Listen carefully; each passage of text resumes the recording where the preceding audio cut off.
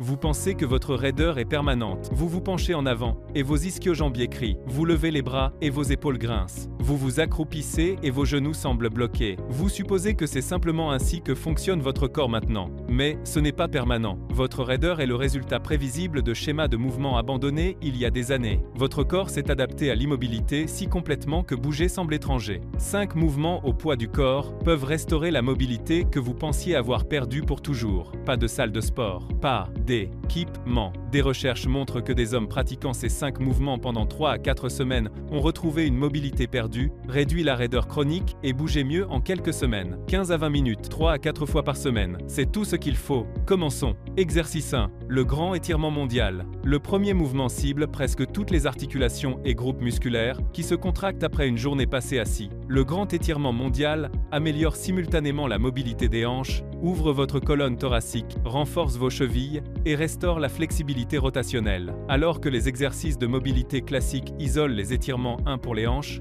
un pour les épaules, un pour la colonne. Le grand étirement mondial entraîne votre corps comme un système intégré, des résultats que les étirements isolés ne produisent jamais. La plupart des hommes de plus de 50 ans ont les hanches bloquées, la colonne thoracique gelée en flexion, les chevilles immobilisées par des années de position assise. Lorsque vous bougez simultanément dans plusieurs plans, votre corps n'a aucune référence pour ce schéma. Il a été abandonné depuis des années. Le grand étirement mondial force chaque articulation à travailler ensemble, à travers des amplitudes qu'elles n'ont pas atteintes depuis des décennies. Voici ce qui le rend si différent. Les étirements traditionnels isolent un muscle ou une articulation. Celui-ci intègre la mobilité des hanches, la rotation spinale, la stabilité des chevilles et l'extension thoracique en un seul mouvement fluide. Chaque répétition apprend à votre système nerveux à coordonner le mouvement à travers tout votre corps, au lieu de le traiter comme des parties séparées. Des recherches démontrent que les mouvements de mobilité intégrés produisent des améliorations fonctionnelles nettement supérieures aux étirements isolés. Voici comment le réaliser correctement. Commencez en position de pont, main au sol et corps en ligne droite. Avancez votre pied droit à côté de votre main droite, à l'extérieur. Votre genou droit fléchit et votre tibia reste approximativement vertical. Descendez votre coude gauche vers le sol,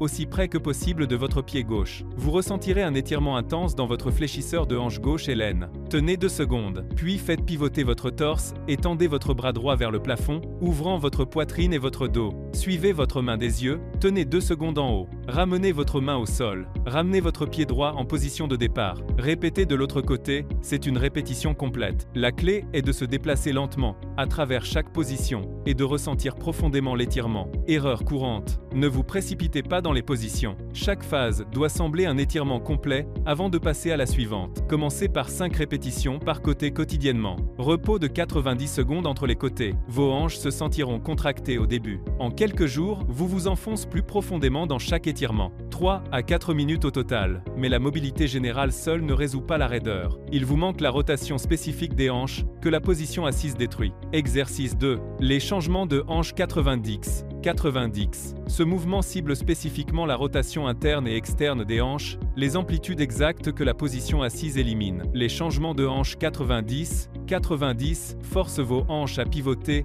à travers des amplitudes complètes pendant que votre corps reste ancré. Alors que les étirements classiques de hanches travaillent une amplitude à la fois, celui-ci intègre plusieurs plans rotationnels simultanément, ce qui restaure réellement la fonction des hanches. La plupart des hommes de plus de 50 ans ne peuvent pas faire pivoter leurs hanches en rotation interne et externe à travers des amplitudes complètes. Vos rotateurs de hanches se sont atrophiés par manque d'utilisation. Monter et descendre d'une voiture devient difficile. La marche semble restreinte. Monter des escaliers aggrave vos genoux, car vos hanches ne peuvent pas pivoter correctement pour absorber la charge. Ce mouvement force les 2 rotateurs de hanches à travailler à travers les amplitudes que la position assise a volées. Voici ce qui le rend différent. Les étirements statiques de hanches travaillent une amplitude. Les changements de hanches 90. 90 exige un mouvement dynamique à travers plusieurs amplitudes, tout en maintenant l'équilibre. Vos hanches travaillent ensemble comme elles sont conçues, et non séparément. Des recherches montrent que l'entraînement dynamique en rotation des hanches produit des améliorations nettement supérieures en mobilité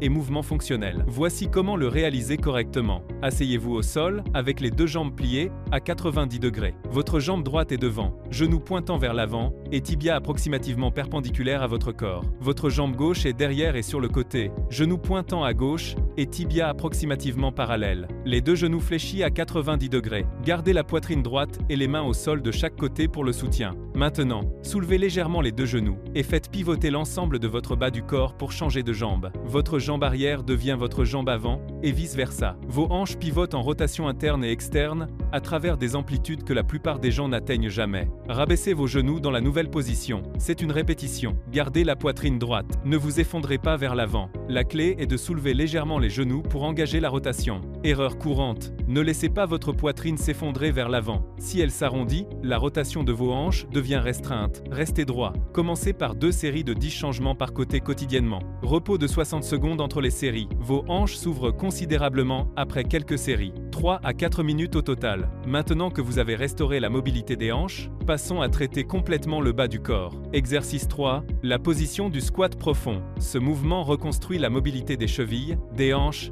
et des genoux simultanément, tout en décompressant votre colonne vertébrale dans une position dans laquelle votre corps était conçu pour passer du temps. La position du squat profond restaure la fonctionnalité complète du bas du corps en une seule position. Alors que les approches classiques travaillent séparément les chevilles, les hanches et les genoux, celle-ci les intègre tous les trois en un seul système, produisant des résultats que le travail isolé n'atteint jamais. La plupart des hommes de plus de 50 ans ne peuvent pas s'accroupir profondément sans contracture, tomber en arrière ou avoir des douleurs aux genoux. Vos chevilles sont immobilisées, vos hanches sont bloquées, vos genoux semblent instables. Cela force les trois articulations à travailler ensemble à travers l'amplitude exacte que la vie moderne a complètement éliminée. Voici ce qui le rend différent. Le travail de mobilité isolé traite chaque articulation séparément. La position du squat profond intègre la mobilité des chevilles, des hanches et des genoux en une position que votre corps recherche naturellement. Vous ne forcez pas le mouvement, vous restaurez une position dans laquelle vos ancêtres passaient des heures quotidiennement. Des recherches démontrent que les positions de squat profond produisent une mobilité du bas du corps intégrée nettement supérieure aux étirements isolés. Voici comment le réaliser correctement. Tenez-vous avec les pieds à largeur d'épaule ou légèrement plus larges, orteils légèrement tournés vers l'extérieur. Descendez lentement en squat profond en gardant les talons à plat, la poitrine droite et le dos neutre. Visez à rester 20 à 30 secondes au début, en augmentant progressivement jusqu'à 1 ou 2 minutes. Si maintenir l'équilibre est difficile, tenez-vous à un objet stable, comme un plan de travail ou une chaise. Si la mobilité des chevilles est limitante, surélevez légèrement vos talons sur une plaque ou un livre. Gardez les talons au sol tout au long. Évitez de vous élever sur la pointe des pieds. Vos genoux doivent s'aligner avec vos orteils. Votre poitrine doit rester soulevée pour éviter l'arrondissement du dos. La clé est de se détendre dans la position et de laisser la gravité vous aider à descendre plus profondément. Erreur courante. Ne vous forcez pas plus profondément trop rapidement. Laissez la gravité faire le travail. Plus vous êtes détendu, plus votre mobilité s'améliore. Commencez par 1 à 2 minutes quotidiennes dans cette position. Au fil des semaines, votre profondeur de squat s'améliore considérablement. Vous pouvez faire ceci en regardant la télévision. 2 à 3 minutes au total. Les exercices ci-dessus aideront, mais si vous souffrez de raideur chronique et de mouvements restreints, j'ai créé quelque chose spécifiquement pour vous. Mon programme, Strong After 40, est un système de 30 jours, conçu pour restaurer le mouvement et la force que vous avez perdu. Imaginez vous réveiller sans ce dos raide, tendre les bras sans douleur, vous pencher sans restriction aux genoux. Le lien est dans la description. Dans 30 jours, vous souhaiteriez avoir commencé aujourd'hui. Maintenant, réparons ce que le travail de bureau a détruit dans votre partie supérieure du corps. Exercice 4. L'étirement du canapé. Ce mouvement cible spécifiquement les fléchisseurs de hanches que la position assise a complètement raccourci, tout en ouvrant simultanément tout votre corps antérieur. L'étirement du canapé force l'allongement des fléchisseurs de hanches, sous charge tout en maintenant la chaîne postérieure engagée. Alors que les étirements classiques des fléchisseurs de hanches travaillent passivement, celui-ci exige un engagement actif. Vos fléchisseurs de hanches s'allongent pendant que vos fessiers se contractent simultanément, ce qui correspond à leur fonctionnement dans les mouvements du quotidien. La plupart des hommes de plus de 50 ans ont les fléchisseurs de hanches tellement raccourcis par la position assise que la posture en souffre, des douleurs lombaires se développent et le mouvement devient restreint. Le psoas s'est adapté à sa position raccourcie si complètement que même l'étirement ne restaure pas pleinement sa longueur. Cela force le psoas à s'allonger pendant que votre chaîne postérieure se stabilise, produisant exactement la demande nécessaire pour restaurer la fonction correcte des fléchisseurs de hanches. Voici ce qui le rend différent. Les étirements passifs des fléchisseurs de hanches allongent le muscle sans exiger d'engagement actif. Celui-ci exige que vos fessiers s'activent et votre gainage se stabilise pendant que les fléchisseurs de hanches s'allongent, ce qui correspond à leur fonctionnement réel. Cet allongement actif produit des résultats que l'étirement passif n'atteint jamais. Des recherches démontrent que l'étirement actif des fléchisseurs de hanches produit des améliorations nettement supérieures à l'étirement passif. Voici comment le réaliser correctement. Agenouillez-vous sur un canapé avec un genou dessus, tibia relevé contre le dossier. Votre autre pied est au sol devant vous en position position de fente, genou fléchi à 90 degrés. Contractez votre fessier du côté du genou surélevé. Cette contraction est essentielle. Avancez en fente, poussant vos hanches vers l'avant, jusqu'à ressentir un étirement profond, à travers votre fléchisseur de hanches surélevé et le corps antérieur. Votre torse reste droit, ne vous penchez pas en arrière. Tenez 45 à 60 secondes. La clé est la contraction du fessier du côté surélevé et la poussée des hanches vers l'avant. Erreur courante. Ne laissez pas votre bas du dos s'arquer excessivement. Si vous ressentez une tension, réduisez la poussée des hanches et contractez davantage votre fessier. Commencez par 2 séries de 45 à 60 secondes par côté quotidiennement. Repos de 90 secondes entre les séries. Vos fléchisseurs de hanches s'allongent notablement. Votre posture debout s'améliore. 3 à 4 minutes au total. La raideur du corps entier exige de traiter vos épaules et votre dos supérieur que le travail de bureau a détruit. Exercice 5. Les anges au mur. Le dernier mouvement restaure la mobilité des épaules et la force du haut du dos, tout en corrigeant la posture créée par des années de bureau. Les anges au mur restaurent le mouvement scapulaire et la mobilité au-dessus de la tête dans une position contrôlée. Alors que les exercices classiques d'épaule isolent les épaules, celui-ci entraîne tout votre haut du corps comme un système intégré, produisant une correction posturale que le travail isolé n'atteint jamais. La plupart des hommes de plus de 50 ans ont les épaules arrondies, qui ont avancé si lentement qu'ils ne l'ont pas remarqué jusqu'à ce que la posture soit figée. Des décennies assis, des décennies à pousser, presque aucun tirage horizontal pour équilibrer. Votre dos supérieur s'est affaibli. Vos omoplates ne bougent plus correctement. Lever les bras au-dessus de la tête est inconfortable. Cela force vos omoplates et votre haut du dos à travailler à travers des schémas de mouvement abandonnés. Voici ce qui le rend différent. Les exercices d'épaule sur machine fixent la position de votre corps. Celui-ci vous oblige à maintenir l'alignement tout en bougeant à travers des amplitudes. Tout votre haut du corps doit travailler ensemble. Cette demande intégrée produit une véritable correction posturale. Des recherches démontrent que l'entraînement des épaules contre un mur produit des améliorations posturales nettement supérieures au travail sur machine. Voici comment le réaliser correctement. Tenez-vous dos contre un mur, pied à environ 15 cm.